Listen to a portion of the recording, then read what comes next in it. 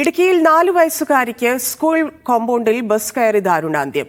തടിയമ്പാട് സ്വദേശി ജീബയുടെ മകൾ ഹേസൽ ബെന്നാണ് മരിച്ചത്. 3 വയസ്സുകാരി ഇനയാത്തസിന് ഗുരുതരമായി പരിക്കേറ്റു. മോട്ടോർ വാഹന വകുപ്പും പോലീസും അന്വേഷണം ആരംഭിച്ചു. വാഴത്തോപ്പ് ഗിരിജ്യോതി പബ്ലിക് സ്കൂളിലെ പ്ലേ സ്കൂൾ വിദ്യാർത്ഥികളാണ് മരിച്ച ഹെയ്സലും പരിക്കേറ്റ അനേയയും. രാവിലെ 9 മണിയോടെയാണ് അപകടം. 17-ാം നമ്പർ ബസ്സിലാണ് ഇരുവരും സ്കൂളിലെത്തിയത്. ബസ്സിൽ നിന്നിറങ്ങിയ ഇരുവരും ക്ലാസ് മുറിയിലേക്ക് നടന്നു.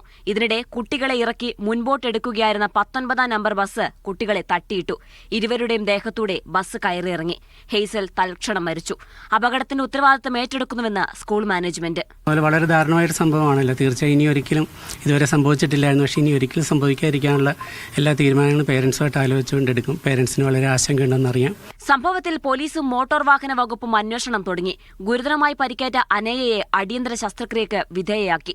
ഹെയ്സൽ ബെന്നിന്റെ മൃതദേഹം പോസ്റ്റ്മോർട്ടം നടപടികൾ പൂർത്തിയാക്കി ബന്ധുക്കൾക്ക് വിട്ടു നൽകി. സംസ്കാരം നാളെ വാഴത്തോപ്പ് കത്തീഡ്രൽ പള്ളിയിൽ വെച്ച് നടക്കും. മീഡിയ 1 ഇടുക്കി.